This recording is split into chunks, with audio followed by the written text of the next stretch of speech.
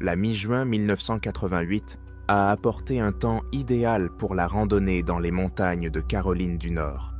Greg et Scott Jenkins, deux frères originaires d'Asheville, âgés respectivement de 36 et 32 ans, avaient prévu une expédition de pêche de 3 jours dans la région sauvage de Joyce Kilmer Wilderness, une partie reculée de la forêt nationale de Nantahala, connue pour ses forêts vierges, ses ruisseaux de montagne et l'absence quasi totale de touristes.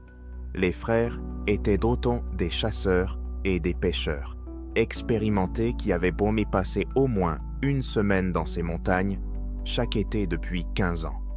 15 ans. Greg travaillait comme maître charpentier et Scott dirigeait une petite entreprise de construction. Tous deux étaient mariés. Greg avait 2 enfants et Scott en avait un. Ces voyages estivaux étaient une tradition pour eux, un moment où les frères pouvaient se déconnecter de la vie quotidienne et renouer avec la nature. Le vendredi soir, ils se sont enregistrés au poste des gardes forestiers de Kilmer, à l'entrée de la forêt.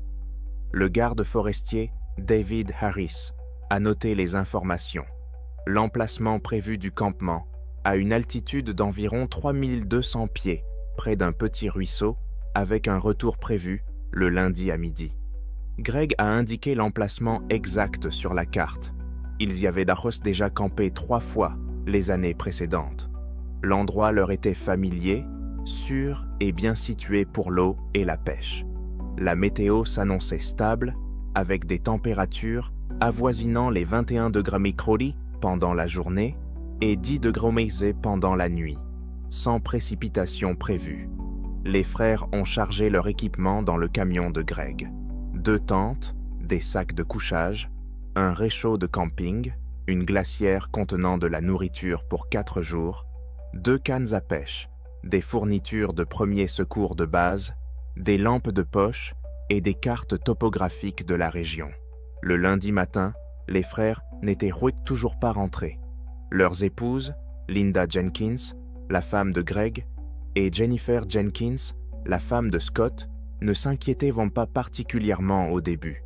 Les hommes restaient minés parfois dehors toute la journée si la pêche était bonne ou s'ils décidaient d'explorer une nouvelle partie de la forêt.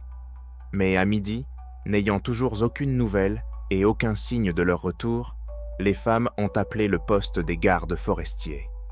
À 13 heures, un petit groupe de 3 gardes forestiers s'était mis en route vers le lieu de campement prévu.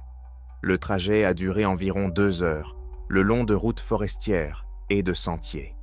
Le camion de Greg se trouvait exactement là où il devait être, dans une petite clairière près d'un ruisseau.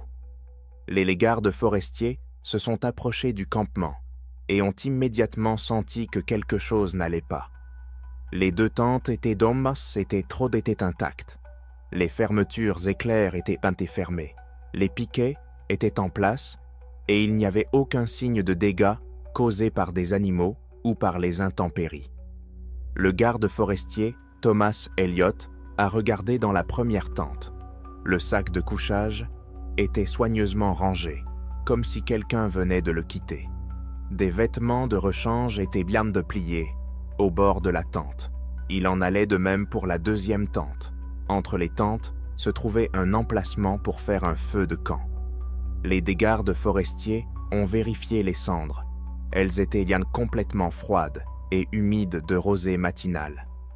Le feu n'avait pas été allumé depuis au moins 1 jour, voire 2. Le réchaud de camping était posé sur une table pliante, inutilisée. La glacière était fermée. Elliott l'a ouverte. Toute la nourriture était intacte. Les paquets de viande, les sandwichs, les boissons, tout était soigneusement rangé. Rien n'avait été mangé. Rien n'avait été sorti.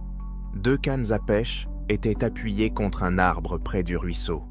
Le matériel de pêche se trouvait dans une boîte sur la table. Les clés du camion étaient sur la table, à côté d'une carte de la région. Des lanternes étaient suspendues à l'intérieur des tentes.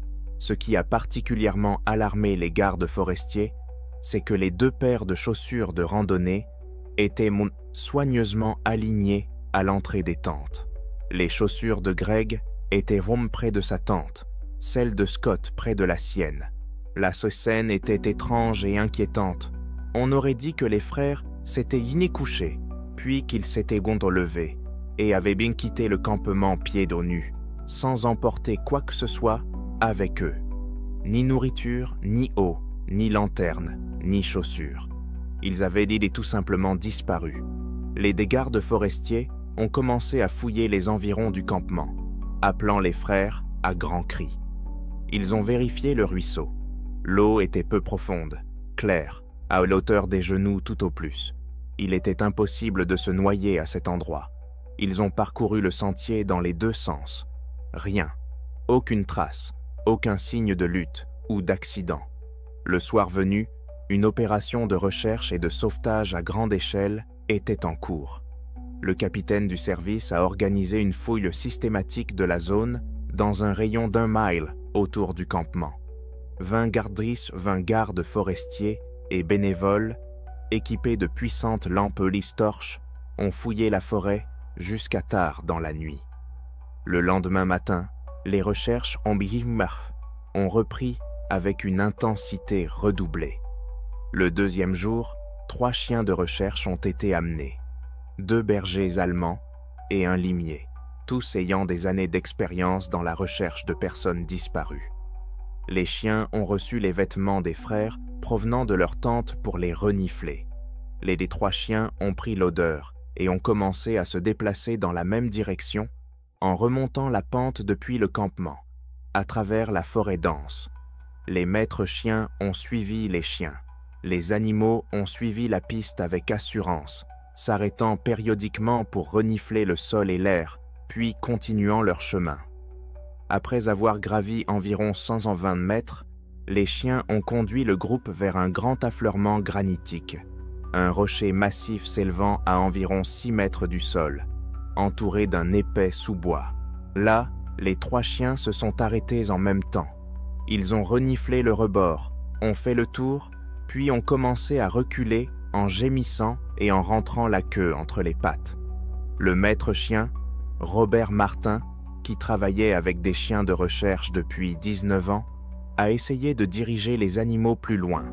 Les chiens ont catégoriquement refusé.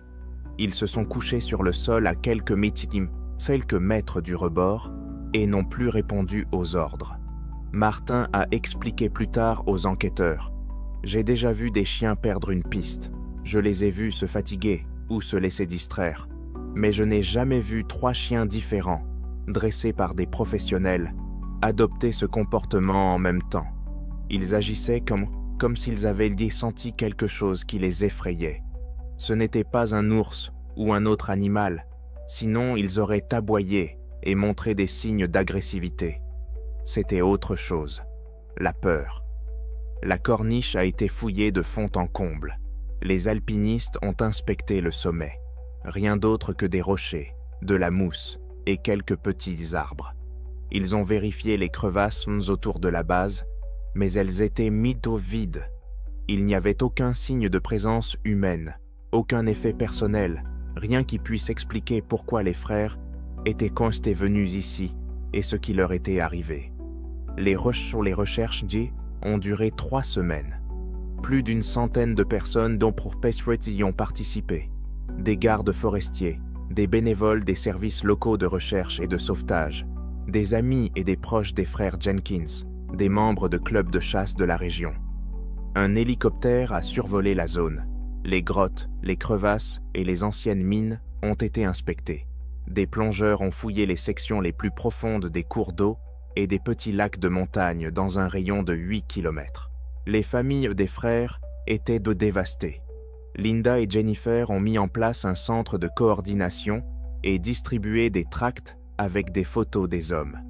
Elles ont demandé à tous les touristes et chasseurs de la région de signaler toute découverte. Une récompense de $20 000 a été annoncée. L'équipe d'enquête a envisagé différents scénarios. Un accident. Les 2 frères auraient pu se lever pendant la nuit, peut-être après avoir entendu ou vu quelque chose, aller vérifier et se perdre. Mais pourquoi étaient-ils pieds nus? Pourquoi n'ont-ils pas pris les lampes de poche qui étaient suspendues dans leur tente? La théorie de l'attaque animale semblait peu probable. Il n'y avait aucun signe de lutte, de sang ou de dommages au matériel du campement. Les ours s'intéressent généralement à la nourriture, mais la glacière n'avait pas été touchée. À la fin de la 3e semaine, les recherches actives ont été suspendues. L'affaire a été reclassée en enquête ouverte. Les gardes forestiers ont continué à patrouiller la zone, vérifiant les régions reculées. Des dépliants d'informations ont été distribués aux chasseurs et aux touristes, leur demandant de signaler toute découverte. Les gens parlaient de lieux maudits et d'esprits de la montagne. Les explications rationnelles avaient été épuisées. 2 chasseurs expérimentés avaient tout simplement disparu de leur campement, laissant tout derrière eux. Nourriture, équipement, même leurs chaussures. À l'automne 2005, 7 ans après leur disparition, un groupe de chasseurs de Géorgie chassait le cerf dans une partie reculée de la forêt, à environ 15 km au nord-est de l'endroit où les frères Jenkins avaient autrefois campé. La zone était difficile d'accès, à une altitude d'environ 1400 mètres, soit 400 mètres de plus que le campement des frères. Le chasseur Clark Miller est tombé par hasard sur des ossements humains, partiellement cachés sous des feuilles et des branches tombées. Le groupe a immédiatement cessé de chasser et a appelé les autorités. L'examen médico-légal et l'analyse ADN ont confirmé que les restes étaient ceux de Greg Jenkins. Le médecin légiste n'a pas pu déterminer la cause exacte du décès, car il ne restait que très peu de squelettes après 700 d'exposition aux intempéries et aux animaux sauvages. Il n'y avait aucun signe de traumatisme indiquant une mort violente ou une chute d'une hauteur importante. Les os étaient dispersés sur une superficie d'environ 6 mètres sur 6, ce qui correspond à l'action de charognards tels que des ours, des coyotes et des oiseaux. Le site a été fouillé de fond en comble à la recherche des restes de Scott. Des équipes ont ratissé la zone dans un rayon d'1,5 km. Rien n'a été trouvé. À ce jour, Scott Jenkins est toujours porté disparu. Comment Greg s'est-il retrouvé à 15 km du campement, 420 mètres plus haut?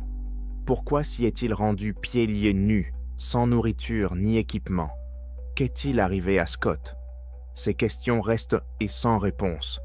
Des experts en survie ont suggéré que les frères avaient peut-être perdu leur repère pendant la nuit, se séparant peut-être pour chercher un moyen de retourner au campement. L'un d'eux est mort d'hypothermie et d'épuisement. L'autre, qui sait? Linda Jenkins a enterré son mari à Asheville. La pierre tombale porte l'inscription suivante. Greg Jenkins. Il aimait les montagnes. Il était revenu après 7 ans. Jennifer espère toujours retrouver la dépouille de Scott afin de pouvoir l'enterrer à côté de son frère. L'histoire des frères Jenkins reste l'une des affaires non résolues les plus mystérieuses de l'histoire des Appalaches. Qu'est-ce qui a poussé 2 chasseurs expérimentés à quitter leur campement sûr au milieu de la nuit, pieds nus? Qu'ont-ils vu ou entendu? Pourquoi les chiens de recherche se sont-ils arrêtés à la corniche de granit et ont-ils refusé d'aller plus loin?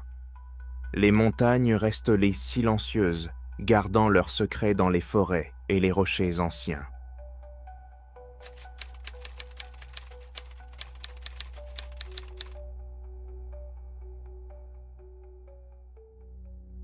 Tous ceux qui disparaissent dans les montagnes ne laisseront pas derrière eux au moins quelques réponses. Greg Jenkins a été retrouvé 7 ans plus tard, mais son frère Scott n'est jamais revenu. Il existe cependant des cas où des individus ou des couples ne disparaissent pas.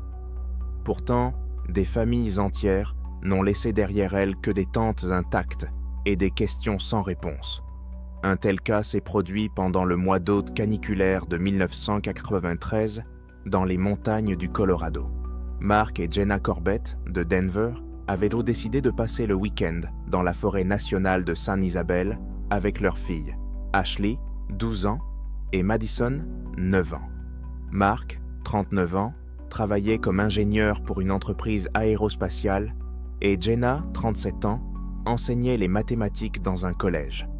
La famille faisait régulièrement des randonnées, généralement 2 ou 3 fois par été, et les filles étaient habituées depuis leur plus jeune âge aux tentes, aux feux de camp et à la vie en plein air.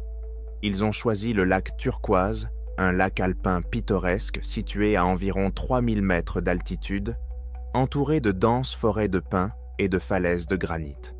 L'eau du lac avait une teinte turquoise caractéristique qui lui a donné son nom. L'endroit était très apprécié des familles avec enfants, relativement abordable, sûr, avec de bons emplacements de camping et des vues pittoresques. La famille s'est enregistrée au poste des gardes forestiers le vendredi soir. Le garde forestier a noté leurs coordonnées. Emplacement prévu: la rive nord du lac Turquoise, durée estimée du séjour jusqu'au lundi matin. La météo s'annonçait parfaite. Des températures avoisinant les 24 degrés pendant la journée, des nuits de fraîche autour de 7 degrés de jeu, sans prévision de précipitation. Mark a chargé le minibus familial avec le matériel. Une grande tente pour 4 personnes, des sacs de couchage, un réchaud de camping, 4 jours de nourriture, des cannes à pêche pour les filles, des jeux de société pour les soirées et un appareil photo. Le samedi et le dimanche matin se sont déroulés tranquillement. La famille a profité de ces moments passés ensemble. Pêche, promenade sur les sentiers autour du lac et cuisine au feu de camp. Le dimanche après-midi, une autre famille est arrivée au lac. Jason et Karen Mitchell, avec leurs 2 fils adolescents, venus de Colorado Springs. Ils ont installé leur campement à environ 100 mètres de celui de la famille Corbett, de l'autre côté d'une petite clairière. Vers 19h le dimanche soir, Karen a aperçu la famille Corbett autour de leur feu de camp. Tous les 4 étaient assis sur des chaises pliantes, préparant le dîner et discutant. Les filles riaient. Tout semblait parfaitement normal, une scène familiale typique. Karen a fait signe de la main, Jenna lui a répondu. Ce fut la dernière confirmation visuelle que la famille Corbett était bien vivante. La famille Mitchell s'est couchée vers 22h. Jason s'est réveillé vers minuit, non pas à cause d'un bruit, mais à cause d'une sensation. Il l'a décrite plus tard comme une vibration dans l'air, un bourdonnement à basse fréquence qui se ressentait davantage dans la poitrine qu'il ne s'entendait par les oreilles. Il réveilla sa femme. Karen entendit également, ou plutôt ressentit, ce son étrange. Ils quittèrent la tente et regardèrent autour d'eux. La nuit était claire, la lune presque pleine et la visibilité bonne. Le son semblait ne provenir d'aucune source spécifique. Il était partout et nulle part à la fois. Jason l'a décrit comme similaire au bourdonnement lointain d'un générateur diesel, mais plus grave, plus profond. Il a duré environ 5 minutes, puis s'est soudainement arrêté. Le silence est revenu. Seul le vent dans les pins et le doux clapotis des vagues sur le lac se faisaient entendre. Les Mitchell sont retournés à leur tente, ont discuté de ce qu'ils avaient entendu et ont décidé qu'il s'agissait probablement d'un phénomène géologique, des eaux souterraines, des roches qui bougent, quelque chose de naturel. Ils se sont endormis et n'ont plus rien entendu jusqu'au matin. Le lundi matin, Karen remarqua que le campement des Corbett semblait inhabituellement calme. D'habitude, les familles avec enfants se réveillent lundi tôt, et on peut entendre des voix, des rires et les bruits du petit déjeuner en cours de préparation. Mais là, aucun bruit ne venait de là-bas. À 11h, Karen était inquiète. À midi, elle demanda à son mari d'aller vérifier. Jason s'approcha du campement des Corbett. La tente était toujours debout, mais la fermeture éclair était ouverte et le tissu flottait légèrement dans le vent. Il a appelé « Bonjour, il y a quelqu'un ». Silence. Il a regardé à l'intérieur. 4 sacs de couchage étaient posés sur des matelas gonflables, certains encore ouverts, comme si des personnes devenaient de les quitter. Des effets personnels Vêtements, appareils photo, livres étaient bodés soigneusement rangés le long des parois de la tente. Des lampes ailier de poche étaient suspendues à des crochets à l'intérieur. À l'extérieur, sur une table pliante, se trouvaient des assiettes, des tasses, une boîte de céréales et une cruche d'eau. On aurait dit que la famille se préparait pour le petit déjeuner. Mais il n'y avait personne. Le foyer était froid. Il ne restait que les cendres du feu de la veille. Près de la tente, des chaussures étaient rangées par paire. Les bottes de randonnée de Mark, les baskets de Jenna, 2 paires de baskets pour enfants. Jason retourna à son campement et informa sa femme. Ils vérifièrent poussant le parking. Le minibus des Corbett était bien là où il devait être. Les Mitchell retournèrent à la tente des Corbett et effectuèrent une fouille plus approfondie. Les clés du minibus se trouvaient à l'intérieur de la tente, sur l'un des sacs de couchage. Les portefeuilles de Mark et Jenna étaient également là. Les documents, l'argent, les cartes de crédit. Tout était à sa place. Karen ressentait un malaise grandissant. Elle conduisit le minivan des Mitchell jusqu'au poste de garde forestier le plus proche, à 20 minutes de route dans la forêt. À 13h30, les gardes forestiers étaient arrivés sur les lieux. Le garde forestier Thomas Collins inspecta le campement et comprit immédiatement la gravité de la situation. 4 personnes, dont 2 enfants, avaient disparu, laissant derrière elles tout leur équipement, leurs chaussures, leurs clés et leurs documents. Il n'y avait aucun signe de lutte, de violence ou de panique, juste un campement vide, comme si la famille s'était évaporée dans les airs. Les opérations de recherche ont immédiatement commencé. Le lundi soir, 30 gardes forestiers et bénévoles travaillaient sur place, passant au peigne fin les environs du lac. Ils ont inspecté les sentiers, la forêt et les rives du lac. Ils ont crié les noms des membres de la famille à l'aide de mégaphones. À la tombée de la nuit, ils ont utilisé de puissants projecteurs. Rien. Le lendemain, l'opération a pris une ampleur rarement vue, même dans le Colorado. 400 bénévoles, des gardes forestiers de plusieurs forêts nationales, des équipes hommes de recherche et de sauvetage de 8 comtés, des patrouilles à cheval et des bénévoles de tout l'État ont organisé une fouille systématique de la zone. Des hélicoptères ont survolé la zone avec des équipements d'imagerie thermique. Des alpinistes ont inspecté les zones rocheuses difficiles d'accès. 4 chiens de recherche provenant de différents services ont été amenés sur place. On leur a donné les vêtements de la famille trouvés dans la tente pour qu'ils les reniflent. Les 4 chiens ont détecté l'odeur et ont conduit les guides dans une direction, vers le lac. À environ 150 pieds du campement, au bord de l'eau, les 4 chiens se sont arrêtés. Ils ont reniflé le rivage, ont marché d'avant en arrière le long de l'eau, puis ont perdu l'odeur et n'ont pas pu continuer. Cela pouvait signifier que la famille était entrée dans l'eau. Des plongeurs professionnels ont été appelés pour fouiller le lac. Le turquoise était relativement petit, mesurant environ 300 mètres de long et 200 mètres de large, avec une profondeur maximale d'environ 20 mètres. Une équipe de 6 plongeurs a passé 3 jours à fouiller systématiquement chaque mètre carré du fond. Résultat, rien. Pas de corps, pas de vêtements. Aucun signe indiquant que des personnes étaient entrées dans l'eau. Les familles de Mark et Jenna venaient d'états différents. Les parents, les frères et sœurs, tout le monde était sous le choc et désespéré. La mère de Jenna, Barbara Wilson, pleurait sans cesse. « Où sont mes petites filles? Où était ma fille? Elles ne peuvent pas avoir disparu comme ça. C'est impossible, » répétait-elle. L'équipe d'enquête du bureau du shérif du comté de Lake a envisagé tous les scénarios possibles. Un enlèvement semblait improbable. Qui aurait enlevé toute une famille dans un camping isolé dans les montagnes? Et pourquoi? Et comment cela aurait-il pu se faire sans laisser de traces?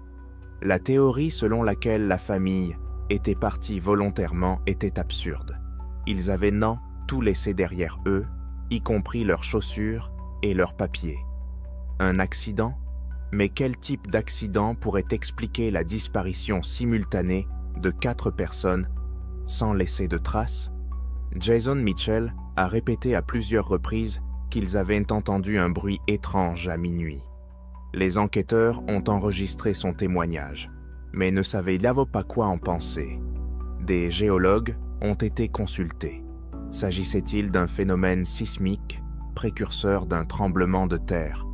Mais aucune activité sismique n'avait été enregistrée dans la région pendant ces jours-là. Les recherches se poursuivirent sans interruption pendant 17 jours. La zone dans un rayon de 10 miles autour du lac fut minutieusement fouillée. Les grottes, les anciennes mines et les zones difficiles d'accès furent inspectées. Des hélicoptères survolèrent des centaines de kilomètres carrés. Les médias locaux couvrirent l'événement et des milliers de personnes suivirent l'évolution de la situation, espérant un miracle. À la fin de la 3e semaine, il est devenu évident que les recherches actives avaient atteint leurs limites. Le capitaine de l'opération a annoncé lors d'une conférence de presse « Nous avons fait tout ce qui était humainement possible. Nous avons utilisé toutes les ressources et technologies disponibles. Malheureusement, la famille de Corbett n'a pas été retrouvée. L'affaire est désormais classée comme une enquête à long terme. » Le campement de la famille a été soigneusement documenté et photographié, et tout l'équipement a été saisi comme preuve. La tente, les sacs de couchage, les vêtements et les effets personnels ont tous été envoyés pour être examinés. Il n'y avait aucune trace inhabituelle, empreinte digitale ou matière biologique pouvant fournir des indices. Le minibus a été retiré du parking et a également fait l'objet d'une inspection minutieuse. À l'intérieur se trouvaient des jouets pour enfants, des cartes et des vêtements de rechange. Rien d'inhabituel. Aucun signe de violence ou de lutte. Les années ont passé. L'affaire de la famille Corbett est restée ouverte, sans nouvelles pistes. De temps à autre, des personnes affirmaient avoir vu quelqu'un ressemblant aux membres de la famille dans différentes villes. Toutes ces informations ont fait l'objet d'une enquête, mais aucune n'a été confirmée. Les proches ont continué à espérer, organisant chaque été des expéditions de recherche privées pour fouiller les zones reculées de la forêt. 4 personnes, 2 adultes et 2 enfants, ont disparu du jour au lendemain, ne laissant derrière elles qu'un campement intact et des questions sans réponse. Que s'est-il passé entre 19h le dimanche, heure à laquelle ils ont été vus vivants pour la dernière fois, et le lundi matin, lorsque le campement vide Sorridid a été découvert? Quel était cet étrange bruit que la famille Mitchell a entendu à minuit? Où est-il passé la famille Corbett? Les montagnes restent silencieuses.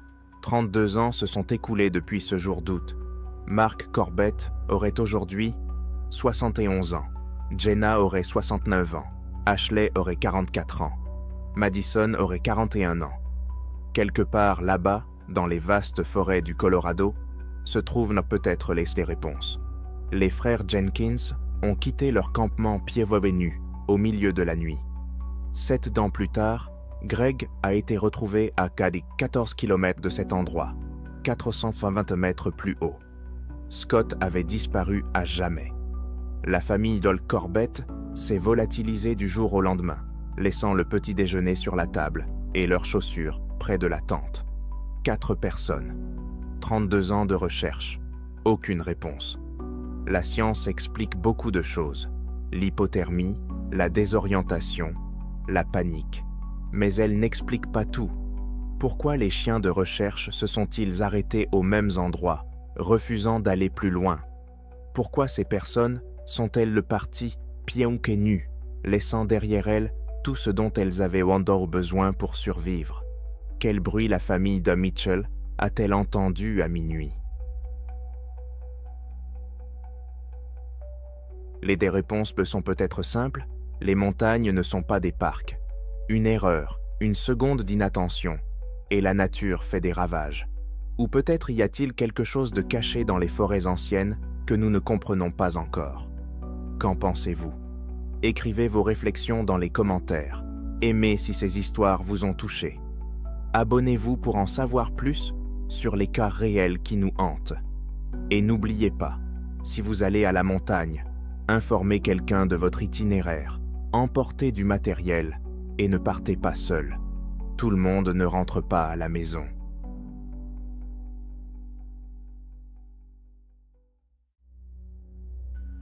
Le 3 septembre 2004, 4 étudiants diplômés de l'Université du Michigan ont entrepris une excursion d'1 semaine en canoë dans le parc national Voyageurs, dans le Minnesota. Daniel Reeves, Kyle Anderson, Tyler Connor et Jason Hart, tous âgés de 21 à 23 ans et tous randonneurs expérimentés, ont choisi l'île isolée d'Elliott Island, d'une superficie de 80 acres, comme lieu de camping. Ils devaient en rentrer le samedi 7 septembre. Ils ne sont jamais revenus. Lorsque les gardes forestiers sont arrivés sur l'île pour vérifier s'ils allaient bien, ils ont trouvé le campement intact. 2 tentes, 4 sacs de couchage, tout leur équipement à sa place. De la nourriture suspendue à un arbre. Le canoë était sur le rivage, mais les étudiants d'eux-mêmes étaient introuvables. Les chiens de recherche ont repéré une odeur menant à la côte rocheuse nord de l'île et se sont arrêtés là, au bord de l'eau, refusant d'aller plus loin. 9 mois plus tard, le corps de l'un des étudiants, Kyle Anderson, a été retrouvé sur la rive d'un lac à 11 miles de l'île. Cause du décès, noyade. Le corps était étenu. Les 3 autres, Daniel, Tyler et Jason, n'ont toujours pas été retrouvés à ce jour. Depuis 21 ans, leur famille cherche des réponses. Depuis 21 ans, l'affaire reste ouverte. Voici l'histoire de 4 jeunes gens qui ont disparu d'une petite île au milieu d'un lac, d'où il est impossible de partir sans bateau. C'est une mini-histoire qui hante encore leurs proches, les enquêteurs et les gardes forestiers du parc national Voyageurs. Bonjour les amis, n'oubliez pas de nous donner un pouce vers le haut, de nous soutenir avec vos commentaires et vos likes. Et c'est parti!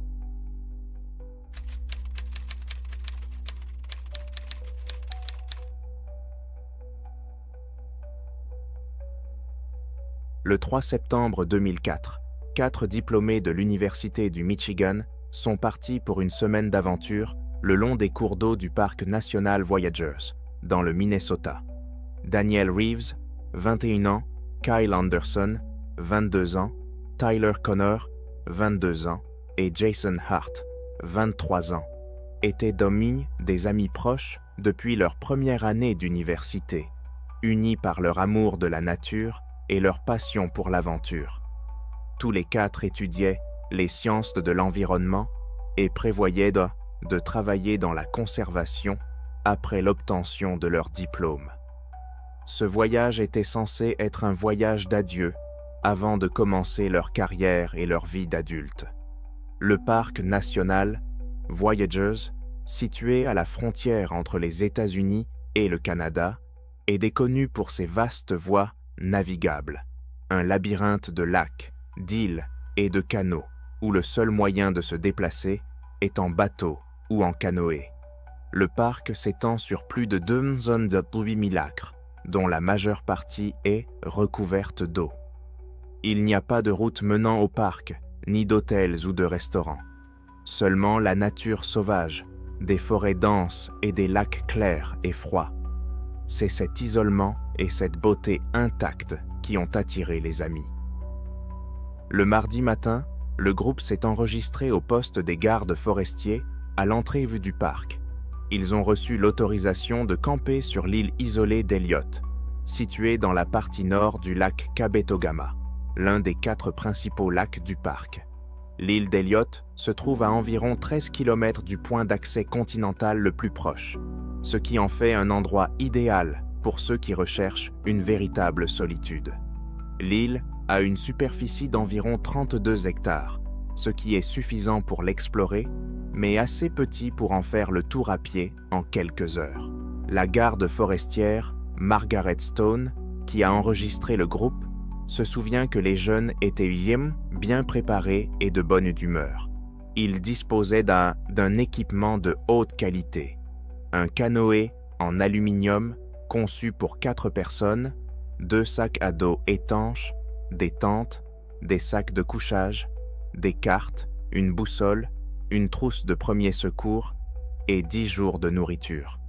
Daniel, le membre le plus expérimenté du groupe, il avait déjà effectué plusieurs longues randonnées dans les régions sauvages du Michigan et du Wisconsin, a endossé le rôle de chef officieux de l'expédition. La garde forestière leur a donné des consignes de sécurité. Comment stocker correctement la nourriture pour la protéger des ours, quoi faire en cas de rencontre avec des animaux sauvages, comment s'orienter à l'aide de cartes et où appeler en cas d'urgence. Le groupe devait revenir le samedi 7 septembre à midi.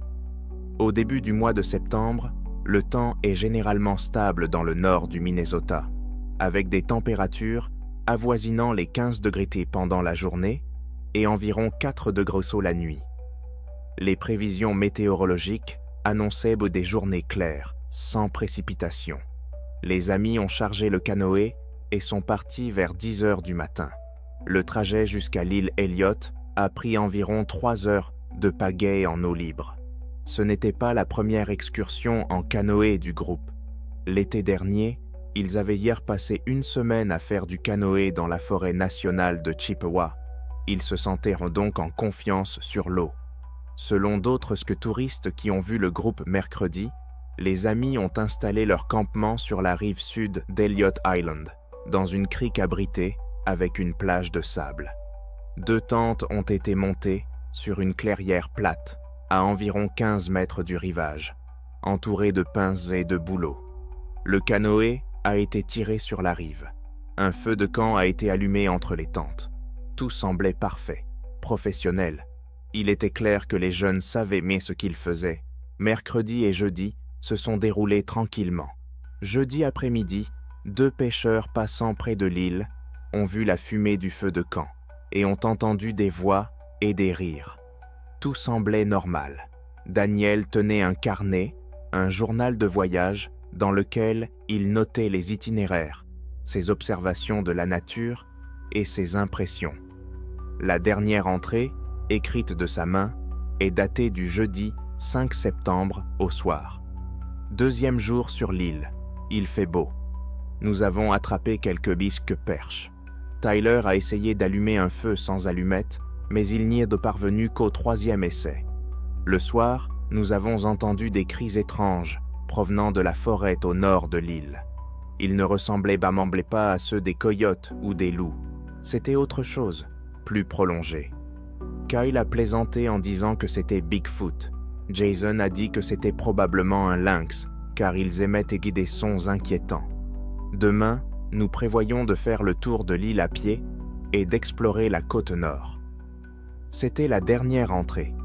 Le samedi soir, comme le groupe ne s'était pas présenté à l'heure prévue, le garde forestier Stone a commencé à s'inquiéter.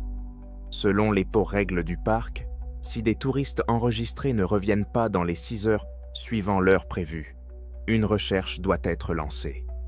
À 18 heures, Stone avait contacté le capitaine des opérations de recherche et de sauvetage du parc. À 19 heures, 2 gardes forestiers à bord d'un bateau à moteur se dirigeaient vers l'île Elliott. Le trajet a duré environ 1 heure. Le soleil se couchait lorsqu'ils ont approché la côte sud de l'île. Il était immédiatement évident que quelque chose n'allait pas. Le canoë était tiré sur le rivage. Si le groupe était parti, il aurait emporté le bateau avec lui. Les gardes forestiers ont amarré leur bateau et ont grimpé jusqu'au campement. Ce qu'ils ont vu les a immédiatement alarmés. 2 tentes étaient intactes, les fermetures éclairs fermées. À l'intérieur de la première tente se trouvaient donc 2 sacs de couchage, soigneusement dézippés, et des effets personnels disposés le long des parois, des vêtements, des livres, des lampes de poche. La 2e tente était identique, 4 sacs de couchage, des sacs à dos, tout était à sa place. Entre les tentes se trouvait un foyer avec des cendres froides. Les gardes forestiers vérifièrent Le feu n'avait pas été allumé depuis au moins un jour, voire 2. Les cendres étaient moite froides, humides de la rosée nocturne. À environ 6 mètres du campement, sur une branche d'arbre à 4 mètres de hauteur, était suspendu un sac étanche contenant de la nourriture, une pratique courante dans les régions où vivent des ours. Le sac était intact, n'avait pas été touché. Les gardes forestiers l'ont descendu et ont vérifié son contenu. Conserves, produits lao secs, barres énergétiques, tout y était. Rien n'avait été mangé ou endommagé par des animaux. Les gardes forestiers ont commencé à fouiller les environs du campement, appelant les étudiants à voix haute. Ils ont longé la rive dans les 2 sens et ont inspecté la forêt derrière le campement. La nuit tombait, ce qui rendait les recherches plus difficiles. Ils sont retournés au bateau, ont pris des lampes torches puissantes et ont continué à fouiller l'île jusqu'à minuit. Il n'y avait aucun signe des 4 jeunes gens. Le dimanche 8 septembre au matin, une opération de recherche et de sauvetage à grande échelle a été lancée. À 9 heures, 20 gardes forestiers et bénévoles étaient à pied d'œuvre sur l'île. L'île Elliot a été systématiquement divisée en secteurs, qui ont tous été minutieusement passés au peigne fin. 80 acres, ce n'est pas beaucoup, mais la forêt dense, le terrain rocheux et les buissons épais ont rendu les recherches difficiles. À midi, un hélicoptère des gardes-côtes a été mobilisé, survolant non seulement l'île Elliot, mais aussi les îles environnantes et le littoral, dans un rayon de 10 miles. Des équipes à bord de bateaux à moteur ont inspecté les îles voisines, pensant que les amis avaient peut-être décidé d'explorer d'autres endroits, même si leur canoë était de rester sur Elliot. Des plongeurs ont commencé à fouiller les eaux côtières autour de l'île. Si quelqu'un était tombé à l'eau et s'était noyé, le corps devait se trouver quelque part à proximité. Le carnet de Daniel a été retrouvé au campement. L'équipe d'enquête a étudié toutes les notes, en particulier la dernière concernant les cris étranges. Les biologistes du parc ont été consultés. Le biologiste en chef a expliqué que le parc voyageur abrite des lynx roux, des coyotes et parfois des loups. Tous ces animaux émettent divers sons, en particulier pendant la saison des amours ou lorsqu'ils défendent leur territoire. Les cris des lynx roux peuvent en effet sembler inquiétants et inhabituels pour les personnes qui ne les connaissent pas. Il n'y avait rien d'inhabituel ou de menaçant à cela.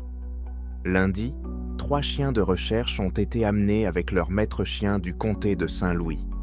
Les chiens ont reçu les vêtements des étudiants provenant des tentes pour les renifler. Les 3 chiens, 2 bergers allemands et un limier, ont repéré l'odeur et ont commencé à se déplacer dans la même direction. Ils ont conduit leur maître chien à travers la forêt jusqu'à la pointe nord de l'île, exactement dans la direction que les étudiants avaient long prévu d'explorer selon la dernière entrée de Daniel. La rive nord de l'île Elliot est une crête rocheuse. Des rochers de granit s'élèvent directement hors de l'eau, formant un terrain difficile. L'eau y est d'eau profonde et froide, et le courant est plus fort en raison du détroit étroit entre l'île et le continent voisin. Les chiens ont conduit les guides jusqu'à cette crête rocheuse. Au bord de l'eau, les 3 chiens ont commencé à se comporter de manière étrange. Ils ont tourné en rond, reniflé les rochers et l'eau, gémi, puis se sont tous les 3 couchés et ont refusé de continuer à travailler. Robert Erickson, expert canin qui travaillait avec des chiens de recherche depuis 16 ans, était perplexe. Ils ont clairement détecté une odeur. À en juger par leur comportement, les étudiants étaient ici, sur ces rochers. La piste mène à l'eau et s'arrête là. Cela pourrait signifier qu'ils sont entrés dans l'eau, qu'ils ont nagé, pataugé ou pris un bateau. Mais leur canoë est resté sur la rive sud. Cela n'a pas de sens. Les plongeurs ont concentré leurs recherches sur la rive nord. Ils ont fouillé le fond dans un rayon de 150 mètres autour de l'endroit où les chiens s'étaient arrêtés. La profondeur atteignait ici 15 mètres à certains endroits. Le fond était rocheux, avec de gros rochers, entre lesquels un corps pouvait rester coincé. 3 jours de recherche sous-marine, intensive, n'ont donné aucun résultat. Pas de corps, pas de vêtements, pas d'équipement. L'équipe d'enquête du bureau du shérif du comté de Saint-Louis a pris le contrôle de l'affaire. Tous les effets personnels des étudiants ont été saisis et envoyés pour examen. Cahiers, vêtements, sacs de couchage. Tout a été vérifié à la recherche de traces de lutte, de sang ou de substances inhabituelles. Rien n'a été trouvé.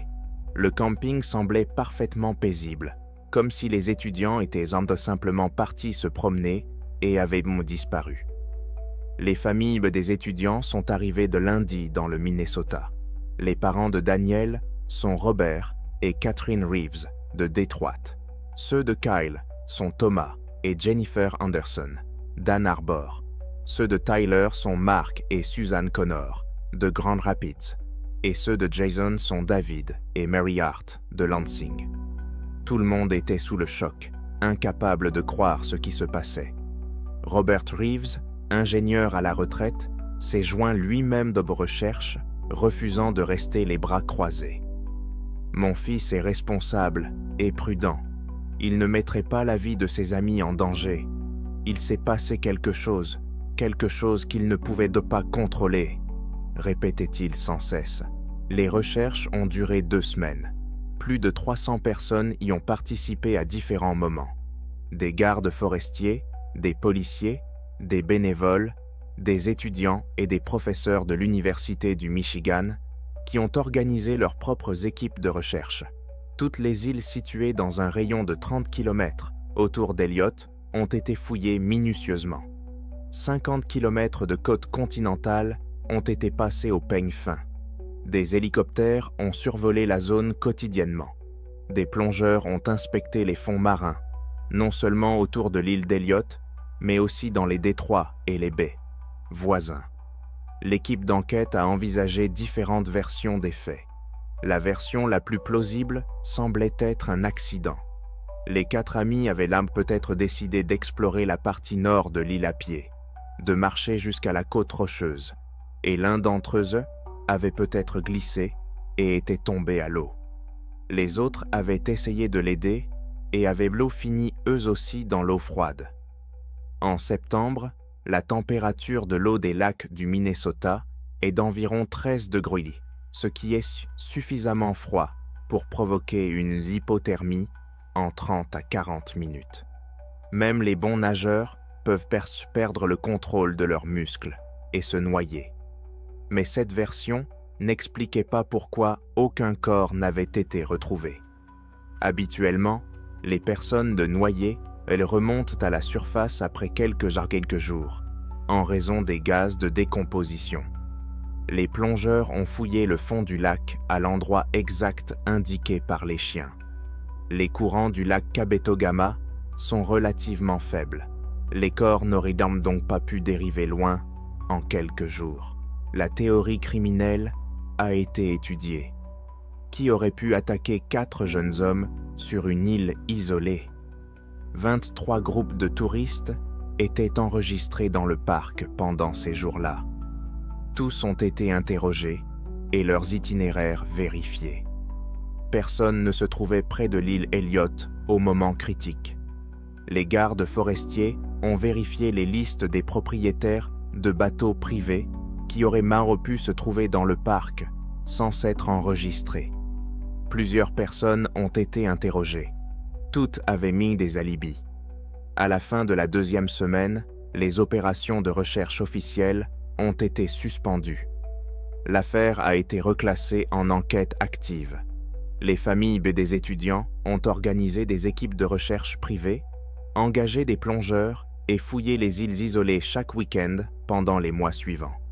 Une récompense de 50 000 $ a été offerte pour toute information sur la localisation des étudiants. L'hiver est arrivé, recouvrant les lacs de glace. Les recherches sont devenues impossibles jusqu'au printemps. Les familles ont vécu dans une incertitude angoissante. L'Université du Michigan a organisé une cérémonie commémorative en novembre, bien que les étudiants n'aient pas été officiellement déclarés morts. Des milliers d'étudiants, de professeurs et d'amis sont venus rendre hommage à la mémoire des 4 jeunes. Mais les parents ont refusé d'abandonner tout espoir. Tant que les corps n'ont pas été retrouvés, ils peuvent être en vie, a déclaré Catherine Reeves. Au printemps 2005, les recherches reprirent. Dès la fin avril, lorsque la glace fondit sur les lacs, les familles organisèrent une nouvelle expédition.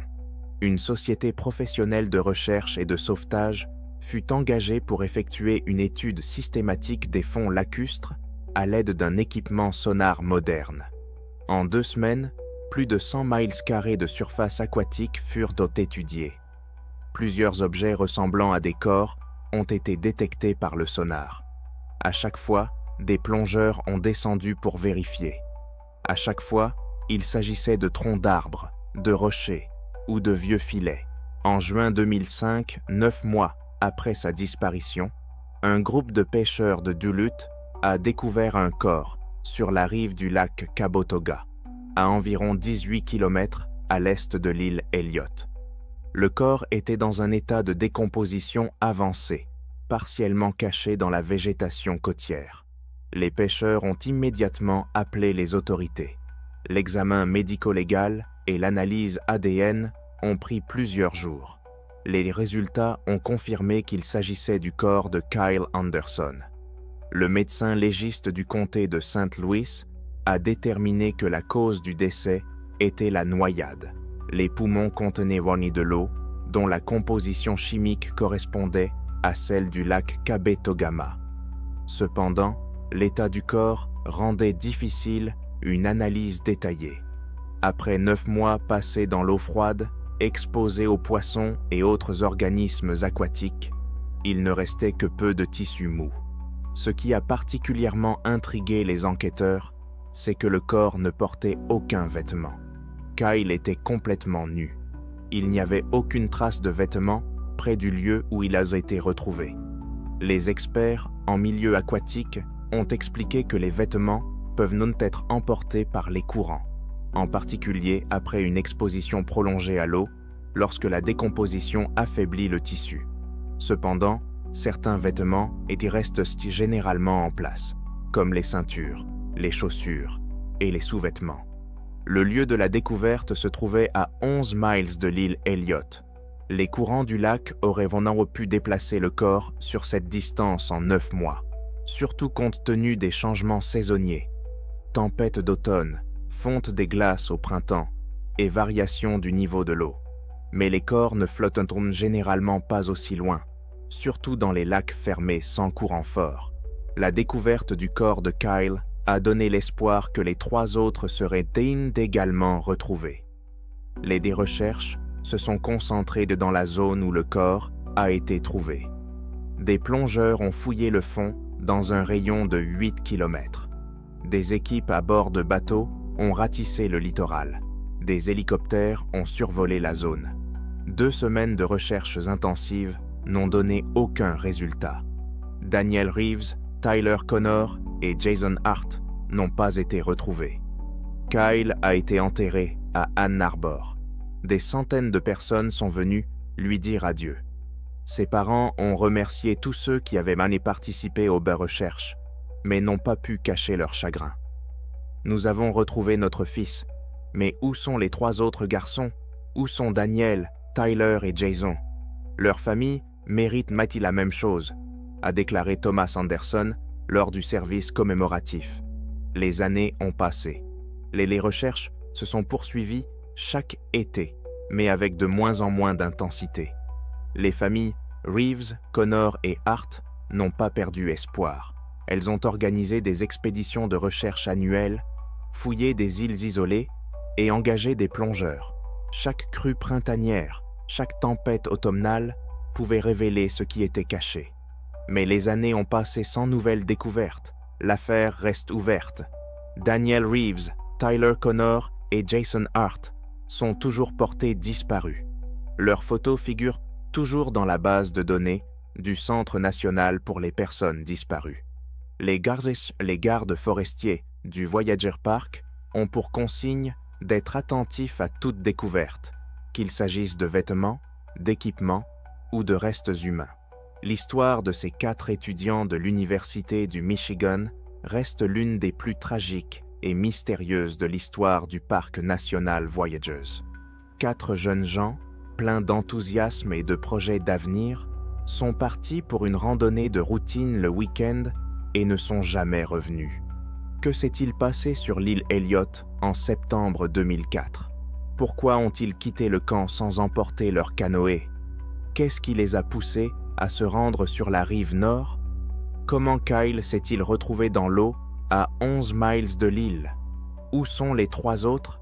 Les experts suggèrent que le scénario le plus probable est un accident sur l'eau. Peut-être que les amis ont décidé de nager au large de la côte rocheuse, sous-estimant la température de l'eau et la force du courant. L'un d'eux s'est retrouvé en difficulté, les autres ont essayé de l'aider et les 4 se sont retrouvés dans l'eau froide. L'hypothermie s'installe rapidement dans une Nortiartok à 10 de. Même des jeunes gens robustes peuvent comme perdre leur capacité à nager en 30 à 40 minutes. Le corps de Kyle a été emporté par le courant et a fini par échouer sur le rivage 9 mois plus tard. Les 3 autres ont peut-être été piégés sous l'eau, entre des rochers, où les plongeurs n'ont pas pu les trouver, ou emportés vers d'autres parties du lac, mais cette version ne explique pas certains détails. Pourquoi les chiens ont-ils suivi la piste vers la rive nord avec autant d'assurance si les étudiants avaient simplement décidé d'aller se baigner? Pourquoi n'ont-ils pas pris le canoë s'ils avaient dans l'intention d'explorer une autre partie de l'île? Pourquoi aucun vêtement n'a-t-il été retrouvé sur la rive s'ils s'étaient déshabillés avant de se baigner? Le parc national Voyager reste une destination populaire pour les touristes et les canoëistes. Chaque année, des milliers de personnes empruntent les mêmes voies navigables et campent sur les mêmes îles. La plupart repartent avec de merveilleux souvenirs et des photos.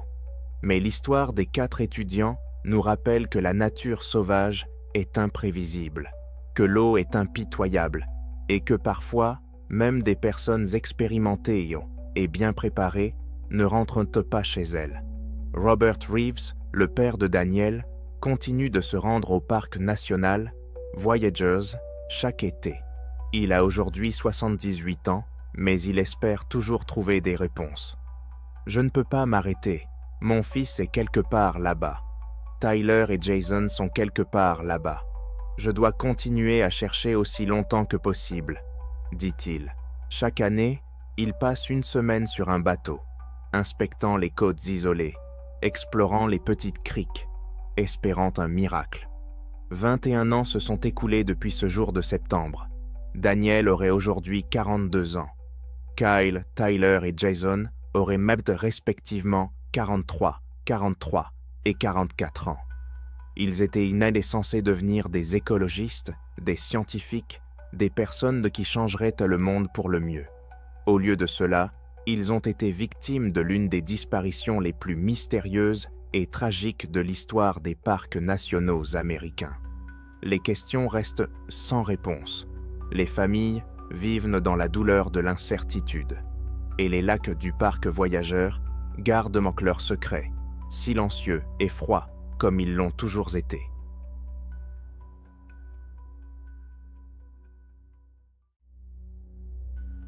Au cœur des forêts sauvages et des déserts impitoyables d'Amérique, là où les sentiers s'arrêtent brusquement et où les empreintes disparaissent dans le néant, des gens s'évanouissent sans laisser de traces. Des randonneurs expérimentés, des familles avec enfants. Ils laissent leurs tentes intactes, leur nourriture sur le feu et leurs chaussures à l'entrée. À proximité, on trouve d'énormes empreintes de pas. On entend d'étranges cris dans la nuit et des chiens hurlent de terreur. Sarah Lee a quitté sa tente pour aller chercher de l'eau et ses traces s'arrêtent devant un rocher, à côté d'une empreinte de pied, nue de 38 cm, qui a fait un pas de 1 siècle. La famille Peterson a commencé à préparer du porridge et a disparu pieds nus, laissant la casserole sur le feu. 16 mois plus tard, seuls les os éparpillés de Ryan ont été retrouvés dans un canyon à 21 km de là, tandis que Lisa et Ethan ont été engloutis à jamais par le désert.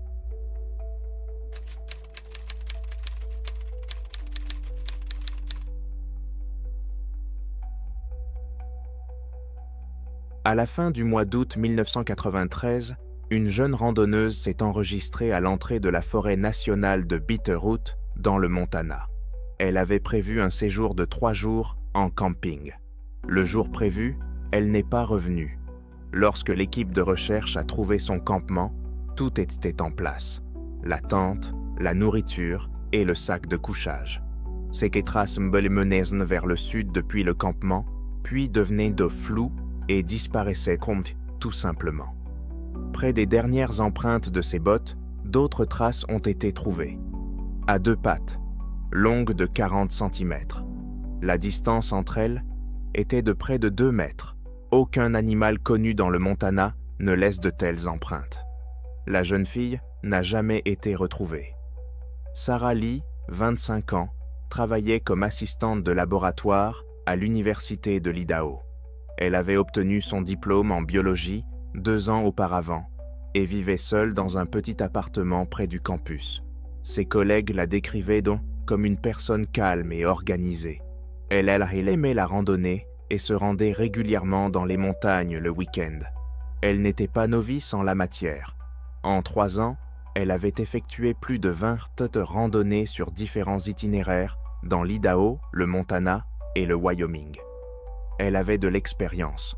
Elle savait comment installer un campement, comment se comporter en cas de rencontre avec des ours et comment lire des cartes. Elle emportait toujours avec elle un kit de base, une tente, un sac de couchage, un filtre à eau, des provisions, une trousse de premiers secours, une carte et une boussole. Elle ne dérogeait jamais aux règles de sécurité. Elle s'enregistrait toujours à l'entrée de la forêt et indiquait l'itinéraire qu'elle prévoyait d'emprunter. Ses parents vivaient dans l'Oregon. Elle les appelait 1 fois par semaine depuis le téléphone fixe de son domicile. La dernière fois qu'elle avait parlé à sa mère, c'était 2 jours avant son départ. Elle le lui avait dit qu'elle allait passer le week-end dans le Montana, dans la forêt de Bitterroot. Elle prévoyait de rentrer 3 jours plus tard, dans la soirée.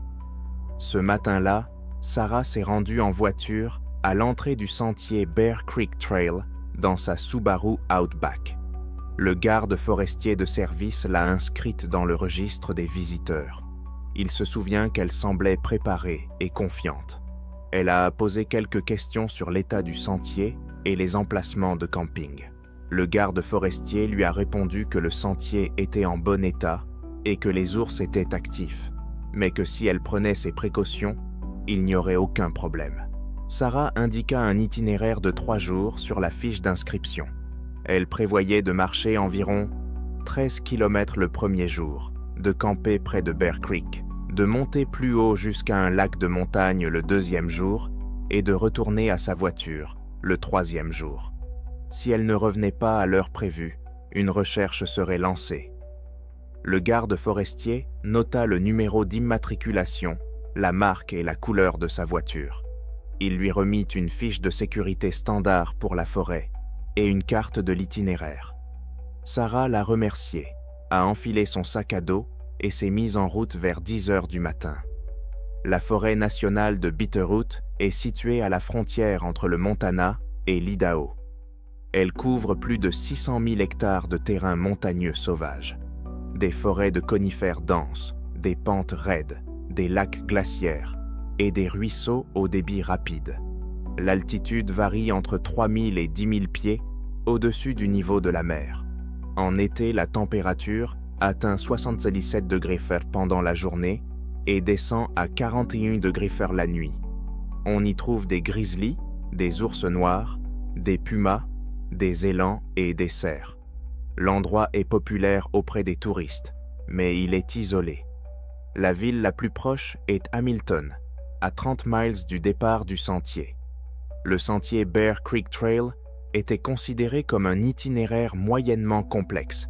Il fait 13 km aller simple, avec un dénivelé positif d'environ 365 mètres. Le sentier est bien balisé, mais à certains endroits, il traverse une forêt dense où la visibilité était limitée. En été, il accueille jusqu'à 10 à 15 randonneurs par jour. À la fin du mois d'août, l'affluence diminue avec la rentrée de scolaire et le retour des vacances. Cette semaine-là était calme. Le registre n'enregistrait que 6 personnes en plusieurs jours, dont Sarah. 4 randonneurs ont parcouru le sentier en une journée. Un randonneur avait prévu de rester 2 nuits, mais il était rentré plus tôt à cause de la pluie. Sarah était la seule à devoir revenir à l'heure prévue. Le jour prévu, Sarah ne s'était toujours pas présentée à l'entrée du parc à la tombée de la nuit. Le garde forestier a vérifié le parking, sa voiture était toujours là. Il a attendu quelques heures. Il était d'usage d'accorder un délai supplémentaire aux touristes, au cas où ils auraient été retardés en chemin. Mais la nuit tombait et Sarah n'était toujours pas revenue. Le garde forestier a contacté par radio le siège du service forestier à Hamilton. Il a signalé la disparition de la touriste. Le répartiteur a enregistré l'information et a dit qu'il la transmettrait au service d'urgence et au bureau du shérif du comté de Ravalli. Ils ont décidé d'attendre jusqu'au lendemain matin. Peut-être que Sarah s'était simplement perdue ou avait décidé de rester une nuit de plus. Elle avait de la nourriture pour plusieurs jours, une tente et tout ce dont elle avait besoin. Le lendemain matin, le garde forestier retourna au poste. La voiture de Sarah était toujours sur le parking. Il contacta à nouveau le bureau. Peu après, plusieurs gardes forestiers et un représentant du shérif arrivèrent au poste. Ils organisèrent là la première équipe de recherche. Plusieurs personnes prirent dans des radios, des cartes, des trousses de premiers secours et de l'eau. Ils se mirent en route tôt le matin. Le temps était clair. La température était d'environ 15 degrés, sans vent. La visibilité était des bonnes. Le groupe avançait rapidement, inspectant le sentier, regardant autour de lui et appelant Sarah. Ils ne trouvèrent rien pendant les premiers kilomètres. Le sentier était désert, sans aucun signe de présence humaine récente. Au bout d'environ 6 kilomètres, l'un des gardes forestiers remarqua un écart par rapport à l'itinéraire principal. Il s'agissait d'un petit sentier menant à Bear Creek. C'était un endroit logique pour camper. De l'eau à proximité, un terrain relativement plat, une protection contre le vent. Le groupe s'est engagé sur ce sentier. Après avoir parcouru une courte distance, ils ont aperçu une tente. Elle se trouvait sous les pins, près du ruisseau. C'était une tente verte standard pour 2 personnes. L'entrée était fermée et les piquets étaient correctement enfoncés. Un sac à dos était posé à proximité, appuyé contre un arbre. Il n'y avait aucun signe de désordre. L'un des chercheurs s'est approché et a appelé Sarah. Il n'y a pas eu de réponse. Il a ouvert l'entrée de la tente. À l'intérieur se trouvait un sac de couchage, soigneusement étalé mais non fermé. Une lampe de poche, un livre de poche, une bouteille d'eau, des objets personnels, un peigne, des lunettes de soleil et un cahier. Tout était à sa place. Ils ont vérifié le sac à dos. La nourriture n'avait pas été touchée. Plusieurs sachets de nourriture lyophilisée, des barres énergétiques, des noix et des sachets de thé. Un filtre à eau, un réchaud à gaz et du combustible. Une carte routière marquée au crayon. Sarah avait indiqué l'emplacement de son campement. Une trousse de premiers secours, des allumettes et un couteau. Des documents dans un sac en plastique. Permis de conduire, carte de santé, un peu d'argent liquide. Un appareil photo Olympus avec une pellicule à l'intérieur. Sarah avait disparu. Le représentant du shérif a commencé à examiner les environs du campement. Des empreintes de bottes menaient de la tente au ruisseau. Sarah était apparemment allée chercher de l'eau. Puis, les empreintes revenaient. Une tasse a été trouvée à côté du sac à dos avec un peu de feuilles de thé au fond. Elle avait donc réussi à faire du thé et à le boire. plus loin, les traces menaient vers le sud depuis le campement, dans la forêt. Il s'agissait d'empreintes nettes de bottes de randonnée, d'une pointure féminine d'environ 38. La foulée était normale, sans signe de course ou de précipitation. Le groupe a suivi les traces. Les 100 premiers mètres du sentier étaient constés clairs. Le sol était mou, recouvert d'aiguilles de pin et de mousse, et conservait bien les empreintes. Puis le sentier montait une pente et le sol devenait plus dur, un mélange de roches et de terre. Les autres traces devenaient moins distinctes, mais restaient lisibles. L'un des gardes forestiers marchait devant, montrant chaque empreinte. Après environ 90 mètres, les traces ont commencé à disparaître. Le sol était dense, avec beaucoup de rochers et peu de terre meuble. La dernière empreinte nette de la botte droite a été trouvée sur une petite plateforme de terre, entre deux rochers. Au-delà, il n'y avait plus rien. Les chercheurs ont fait le tour de la zone à la recherche de la suite du sentier. Ils n'ont rien trouvé. L'un des membres du groupe a vérifié un périmètre plus large, à 10 mètres de la dernière empreinte de Sarah.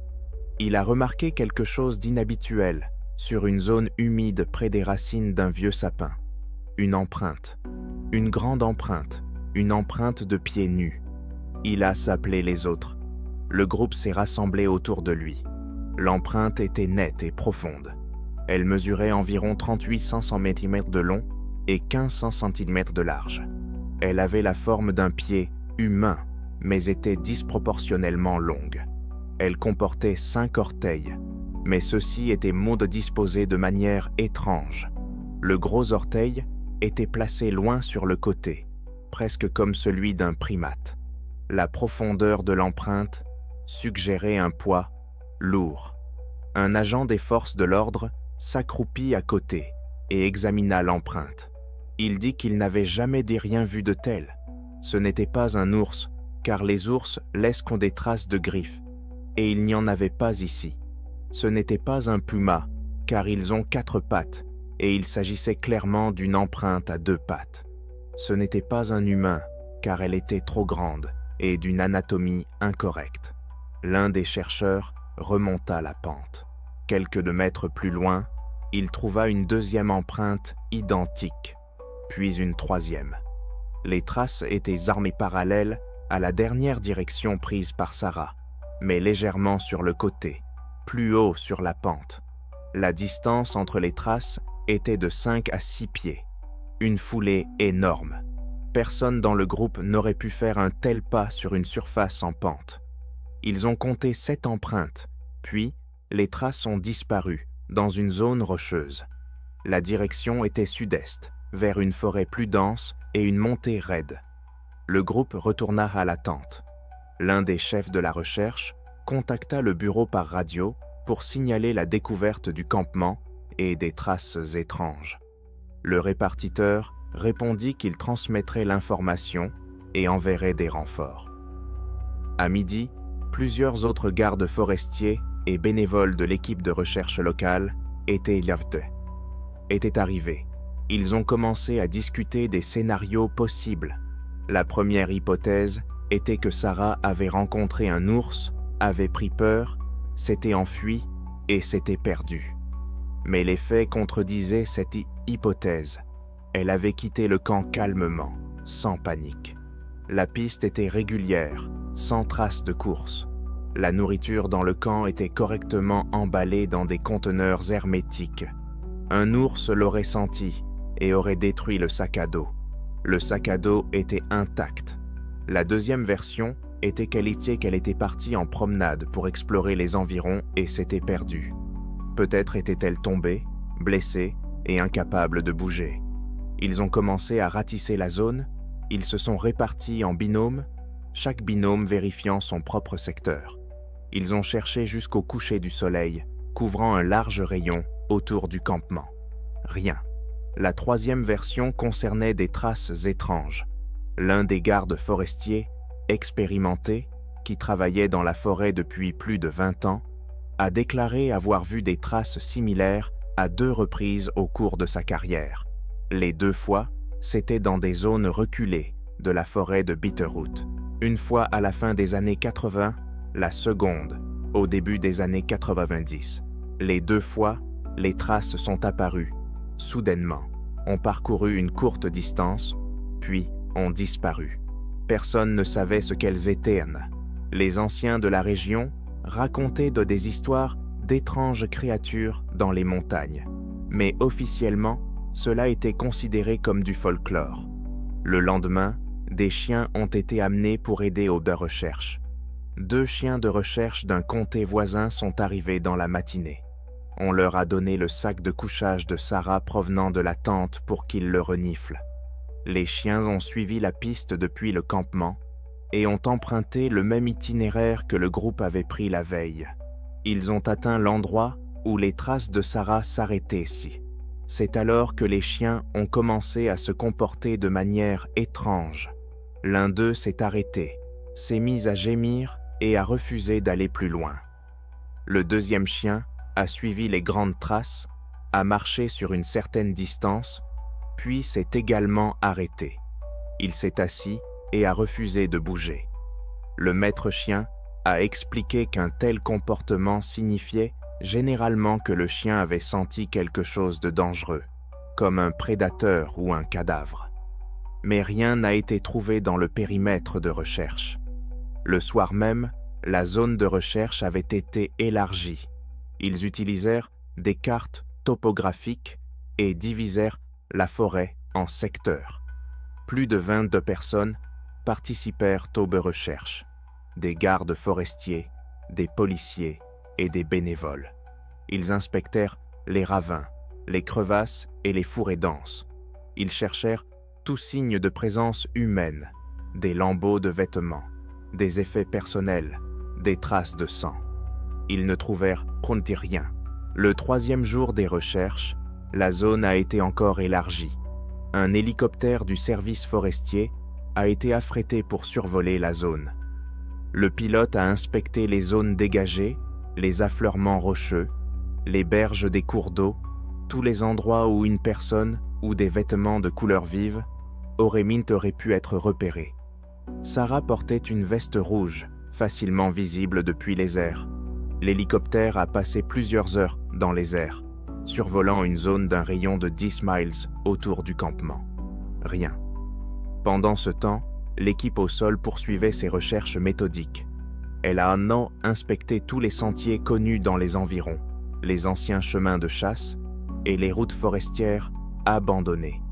Elle a vérifié chaque crevasse dans laquelle une personne aurait pu tomber et rester coincée.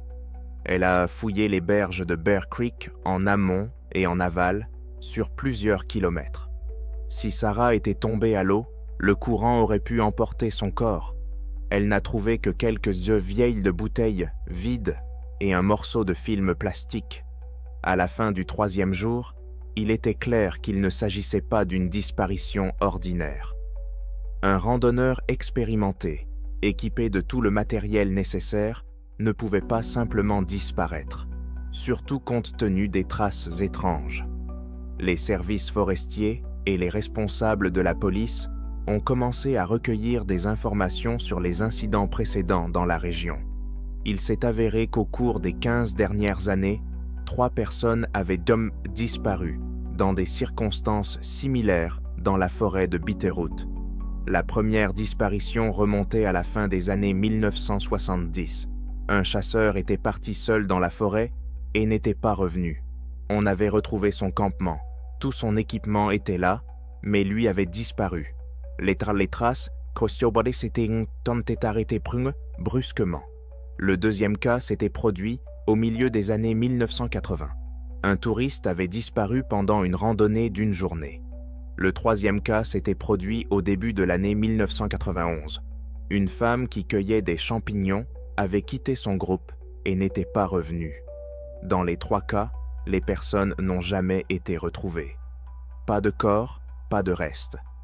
Des rapports officiels ont attribué ces disparitions à des accidents, des attaques d'animaux ou une désorientation dans la forêt. Mais l'un des anciens gardes forestiers, qui a travaillé sur l'affaire dans les années 80, a révélé aux chercheurs un détail qui ne figurait pas dans le rapport officiel. Des traces étranges avaient également été trouvées à l'époque. De grandes empreintes à 2 pattes avec une anatomie irrégulière. Ces traces apparaissaient près du lieu de la disparition et menaient au cœur de la forêt. Après le 4e jour de recherches actives, le nombre de participants a commencé à diminuer. Les bénévoles sont retournés à leur vie quotidienne, ne laissant que les chercheurs professionnels et les représentants des services. Les recherches sont passées en mode patrouille. Des groupes ont inspecté la zone tous les quelques jours, mais sans la passer au peigne fin.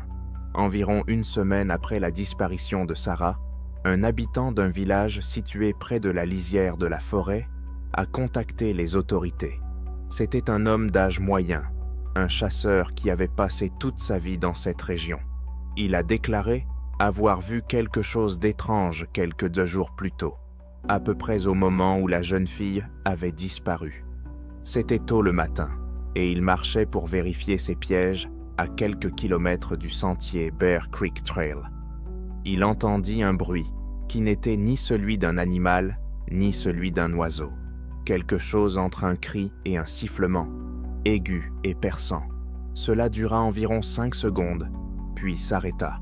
Le chasseur s'arrêta et écouta. Silence. Puis, il entendit le craquement de branches quelque part devant lui, à environ 100 mètres. Fort, comme si quelque chose d'important se déplaçait dans les broussailles épaisses. Il pensa qu'il s'agissait d'un élan ou d'un ours. Il alla vérifier. Il déboucha sur une petite clairière et vit des traces, les mêmes de grandes empreintes. Plusieurs, fraîches, la terre humide n'était pas encore sèche. Les traces longeaient le bord de la clairière et retournaient dans la forêt. Le chasseur ne les suivit pas plus loin. Il dit avoir senti que quelque chose n'allait pas. L'atmosphère avait changé. Tout était devenu calme. Même les oiseaux avaient cessé de chanter. Il fit demi-tour. Les chercheurs ont inspecté l'endroit.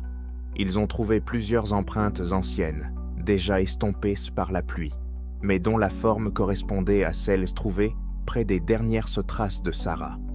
Ils ont examiné les environs. Sur le tronc d'un arbre, ils ont remarqué des rayures à environ 2,50 m de hauteur. Des rainures profondes et parallèles, comme si quelque chose avec de longues griffes avait gratté l'écorce. Ce n'était pas un ours. Les rayures d'ours sont différentes, plus larges et plus chaotiques. Celles-ci étaient lisses, espacées de manière régulière, 4 lignes. Un autre témoin est apparu quelques jours plus tard. Un touriste qui avait traversé cette partie de la forêt la veille de la disparition de Sarah. Il se souvenait avoir entendu des bruits étranges pendant la nuit alors qu'il campait à quelques kilomètres de Bear Creek. Il était environ 2 heures du matin lorsqu'il a été réveillé par le bruit. Quelque chose bougeait près de sa tente, des pas lourds et lents. Il s'est figé et n'est pas sorti. Les bruits ont continué pendant environ 2 minutes, puis se sont estompés. Le matin, il a inspecté les environs du campement, mais n'a trouvé aucune trace. Le sol était trop dur. À la fin de la 2e semaine, les recherches officielles ont été interrompues. Sarah Lee a été déclarée disparue. Ses parents sont venus dans le Montana, ont rencontré les responsables des opérations de recherche et ont insisté pour que les recherches se poursuivent. On leur a répondu que tout avait été fait. La zone avait été fouillée et aucune trace n'avait été trouvée. Il s'agissait très probablement d'un accident, une chute dans une crevasse, une noyade dans un ruisseau ou l'attaque d'un animal sauvage. Le corps avait pu être emporté par le courant ou traîné par des prédateurs. C'est l'explication standard dans ce genre de cas. Ses parents engagèrent un détective privé qui travailla pendant 1 mois supplémentaire. Il interrogea les habitants de la région, consulta les archives et chercha des indices. Il trouva quelques détails intéressants. Les chasseurs locaux et les anciens racontaient des histoires sur une créature qui vivait au plus profond de la forêt de Bitterroot. Ils lui donnaient différents noms. Esprit de la forêt, homme des montagnes, marcheur de l'ombre. Les descriptions varièrent, mais les caractéristiques générales étaient les mêmes. Une créature grande, à 2 pattes, qui se déplaçait rapidement et silencieusement.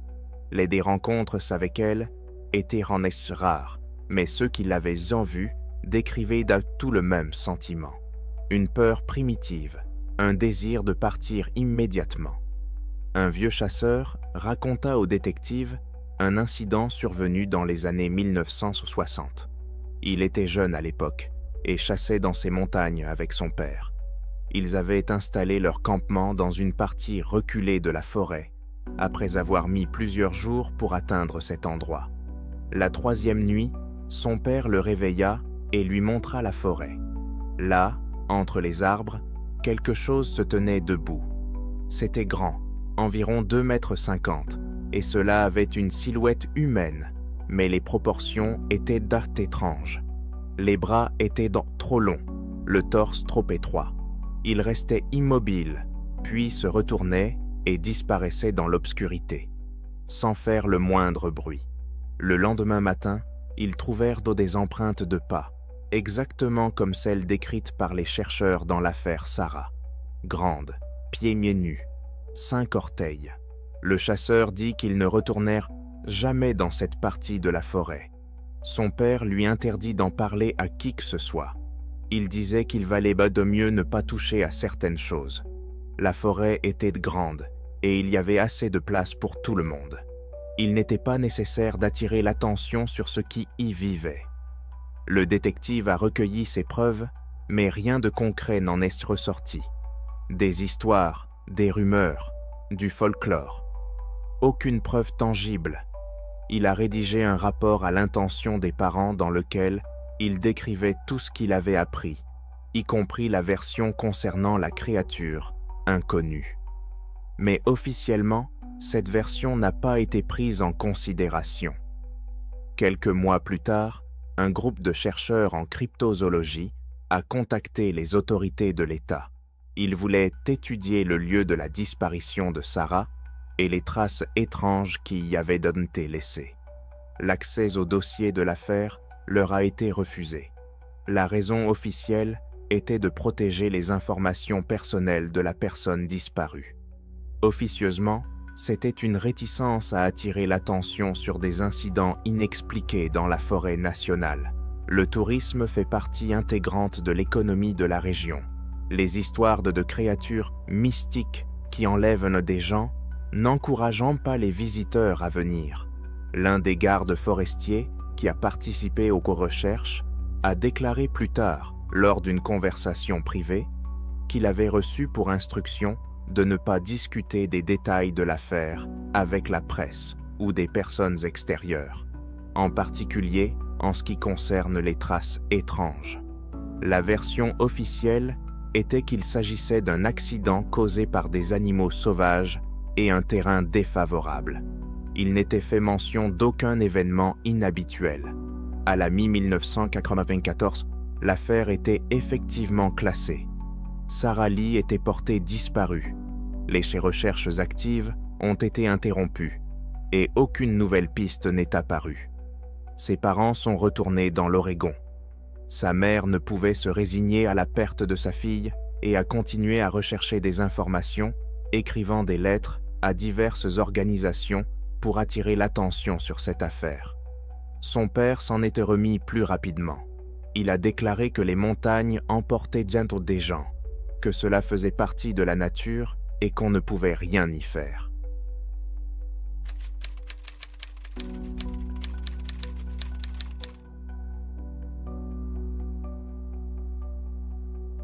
Le 27 mars 1996, la famille Peterson, originaire d'Austin, au Texas, est arrivée au parc national de Big Bend pour une randonnée de 5 jours. Ryan Peterson, 36 ans, ingénieur en informatique, sa femme Lisa, 34 ans, infirmière, et leur fils Ethan, 8 ans, étaient des randonneurs expérimentés qui parcouraient vaguement régulièrement les parcs du Texas. Ils ont choisi la région du bassin de Chisos, un site pittoresque situé à environ 1600 mètres d'altitude, entouré de majestueuses montagnes désertiques est réputé pour ses vues panoramiques.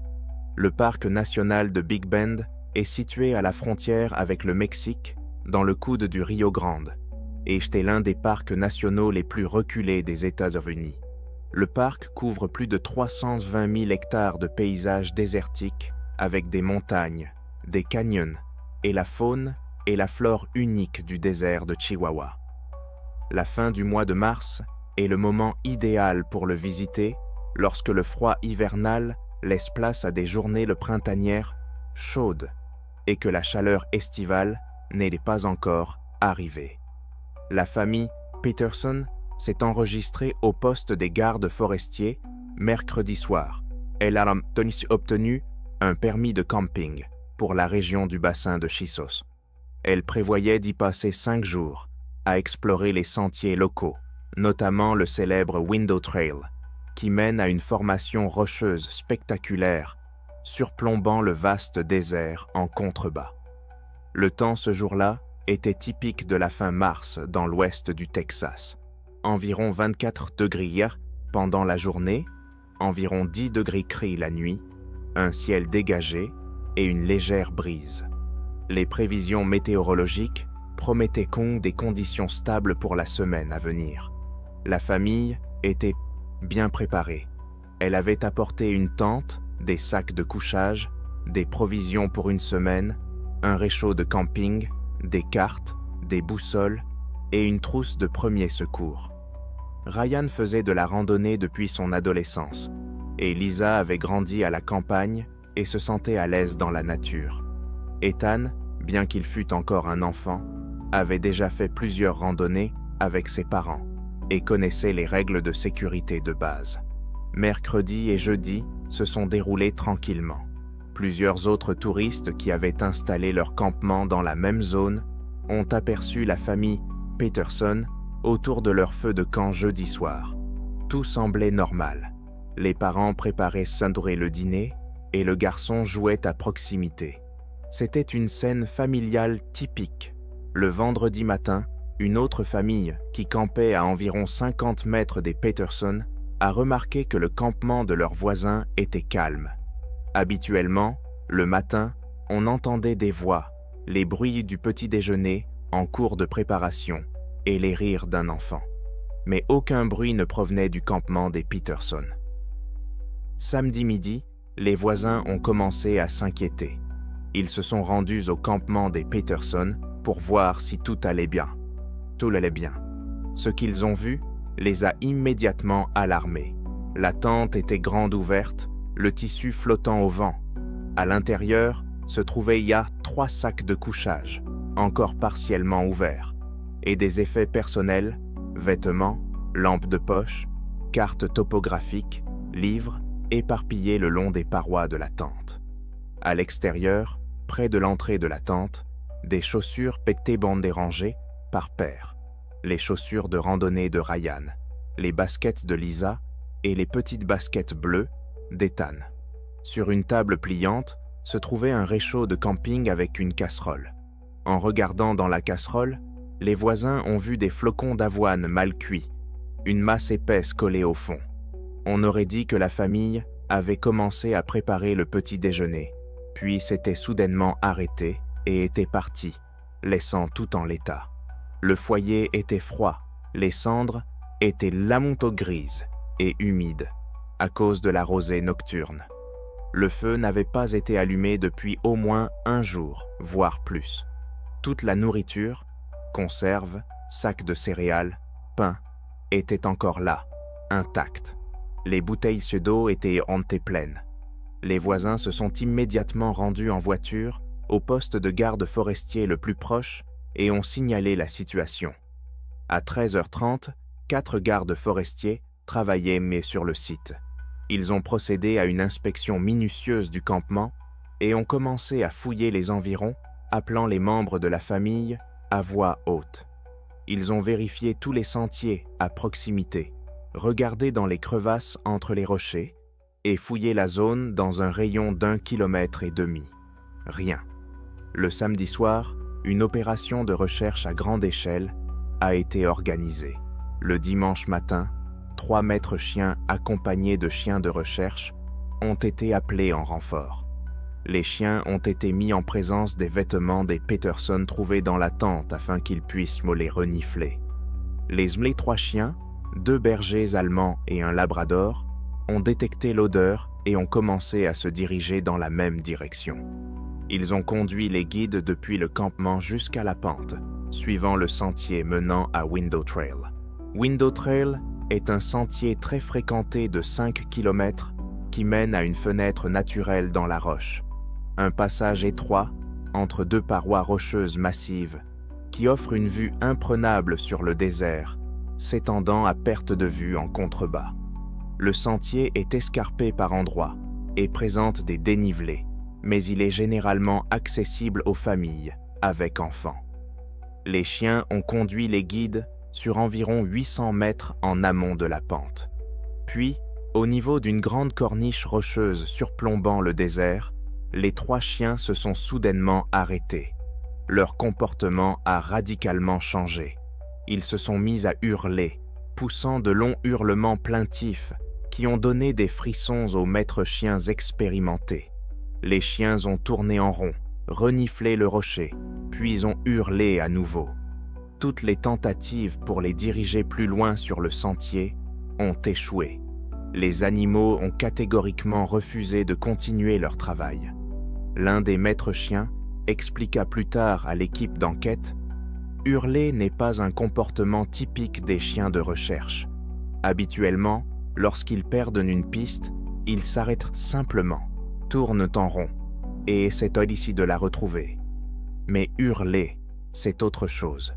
Cela ressemble davantage à la réaction des chiens face à la mort ou à quelque chose qui les perturbe profondément. » La corniche rocheuse fut soigneusement examinée. Les gardes forestiers vérifièrent sur le bord de la falaise, pensant que quelqu'un était peut-être tombé. La pente était raide, mais pas abrupte, couverte de rochers et d'une végétation clairsemée. L'équipe a descendu la pente, vérifiant chaque crevasse, chaque endroit où un corps aurait pu se coincer. Rien n'a été trouvé. Le lundi, les opérations de recherche avaient été considérablement élargies. Plus de 300 bénévoles, des gardes forestiers d'autres parcs, des policiers, des bénévoles des services locaux de recherche et de sauvetage et des habitants des villes voisines ont organisé une recherche systématique de la zone. Le parc a été divisé en secteurs. Chaque secteur a été fouillé méthodiquement. Des hélicoptères de la garde côtière ont survolé la zone à l'aide d'équipements d'imagerie thermique. Des patrouilles à cheval ont inspecté les zones reculées inaccessibles en voiture. Des équipes d'alpinistes ont inspecté les canyons escarpés et les parois rocheuses. Tous les sentiers dans un rayon de 25 km autour du campement des Peterson ont été inspectés. Les parents de Ryan et Lisa sont arrivés d'autres États le 3e jour des recherches. Tout le monde était sous le choc, incapable de croire ce qui se passait. Les parents de Ryan se sont souvenus que leur fils aimait la randonnée depuis son enfance et qu'il avait toujours été prudent et responsable. La mère de Lisa pleurait en pensant à son petit-fils. « Ethan n'a que 8 ans, il n'a pas pu aller loin. Où est-il? Où était mon petit-fils » L'équipe d'enquête a envisagé différents scénarios. Le plus probable était un accident. La famille avait peut-être décidé de partir en promenade tôt le matin sans prendre leurs chaussures, pensant revenir rapidement. L'un d'entre eux avait peut-être glissé et était tombé, et les autres avaient essayé de l'aider. Mais les recherches n'ont révélé aucun signe de chute ou de blessure. L'hypothèse selon laquelle la famille s'était perdue a également été envisagée. Mais Ryan était un randonneur expérimenté et disposait de cartes et d'une boussole. Même s'ils s'étaient promis perdus, ils auraient dû laisser des traces, des vêtements, des empreintes de pas sur le sol, quelque chose. La théorie criminelle a été étudiée. Tous les randonneurs enregistrés dans le parc pendant ces jours-là ont été interrogés. Plusieurs personnes avait gavé traversé la région du bassin de Chizos, mais personne n'avait rien vu de suspect. La famille Peterson n'avait pas d'ennemis. Il n'y avait donc aucun mobile pour un crime. Les deux recherches se sont poursuivies pendant 19 jours sans résultat significatif. Chaque jour, des centaines de personnes ratissaient le désert et les montagnes. Chaque jour, des hélicoptères survolaient la zone. Chaque jour, les familles priant pour un miracle. Mais aucun miracle ne se produisit. À la fin de la 3e semaine, les recherches officielles furent interrompues. Les Peterson organisèrent des recherches privées, engageant des chercheurs professionnels chaque week-end pendant les mois suivants. Une récompense de 30 000 $ fut offerte pour toute information permettant de localiser la famille. Les mois se sont transformés en années. L'affaire était restée ouverte, sans aucune nouvelle piste. Régulièrement, des personnes affirmaient avoir vu la famille à divers endroits. Toutes ces informations ont fait l'objet d'une enquête, mais aucune n'a été confirmée. En juillet 1997, 16 mois après leur disparition, un groupe de randonneurs a exploré un canyon isolé à environ 21 km au sud du bassin de Chizos. Il s'agissait d'une zone difficile d'accès, un canyon profond et étroit, aux parois abruptes, rarement fréquenté par les humains. Au fond du canyon, parmi de gros rochers, ils ont découvert des restes humains. Les autorités ont été immédiatement prévenues. L'examen médico-légal et l'analyse ADN ont pris plusieurs semaines. Les résultats ont confirmé que les restes étaient ceux de Ryan Peterson. Il ne restait que peu de choses du corps après 16 mois d'exposition au climat désertique, aux prédateurs et aux charognards. Les os étaient dispersés sur une superficie d'environ 6 mètres. Le pathologiste n'a pas pu déterminer la cause exacte du décès en raison de l'état des restes. Il n'y avait aucun signe de blessure par balle ou par arme blanche. Plusieurs os étaient cassés, mais il était impossible de déterminer si les fractures étaient survenues pendant la vie ou après la mort, à la suite de l'activité animale ou de la chute de rochers. Le site a été fouillé de fond en comble à la recherche des restes de Lisa et Ethan. Des équipes ont ratissé le canyon et ses environs pendant 2 semaines. Des chiens, des hélicoptères et du matériel d'escalade ont été utilisés pour accéder aux zones difficiles d'accès. Rien n'a été trouvé. Comment Ryan s'est-il retrouvé dans ce canyon isolé, à 21 km du campement?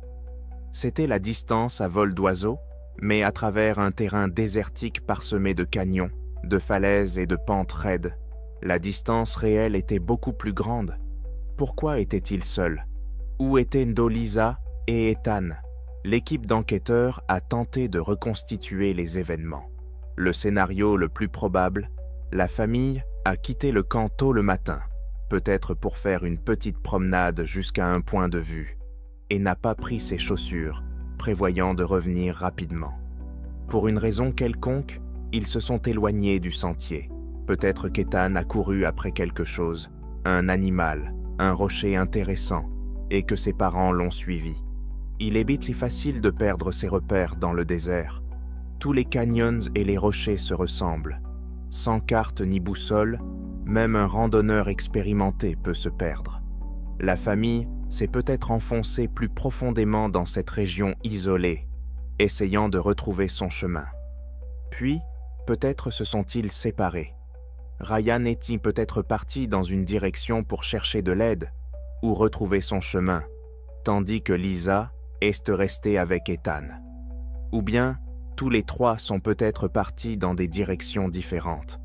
Ryan a peut-être atteint un canyon, cherchant peut-être de l'eau ou un abri contre le soleil, et y était mort d'épuisement, de déshydratation ou de blessures causées par une chute. Mais où étaient Lisa et Ethan? Les experts pensaient qu'ils avaient mais peut-être péri ailleurs, peut-être dans l'un des nombreux canyons ou crevasses qui parsèment le parc de Big Bend. Le désert ne pardonne pas les erreurs. Sans eau, une personne ne peut survivre que 3 à 4 jours dans la chaleur du désert texan. Un enfant encore moins. Ryan a été enterré à Austin. Des centaines de personnes sont venues lui dire adieu. Ses parents ont insisté pour qu'on lui érige une double pierre tombale. Un côté pour Ryan, l'autre vide, en attendant que Lisa et Ethan se retrouvés. Les recherches se sont poursuivies pendant plusieurs années. Chaque fois que des touristes signalaient avoir trouvé des os ou des vêtements dans le parc, l'équipe d'enquête vérifiait. À plusieurs reprises, il s'agissait de restes d'animaux. Une fois, il s'agissait d'os humains, mais l'analyse ADN a montré qu'ils appartenaient à un autre touriste disparu dans les années 1990, sans lien avec la famille Peterson.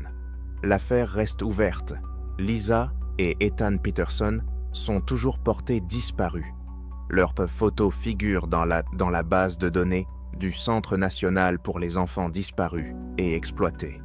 Les gardes forestiers du parc Big Bend ont pour consigne d'être attentifs à toute découverte. C'est tout pour aujourd'hui, mes amis. Qu'en pensez-vous? Donnez votre avis dans les commentaires. Aimez si vous avez trouvé cela intéressant et abonnez-vous à la chaîne pour ne manquer aucune nouvelle histoire.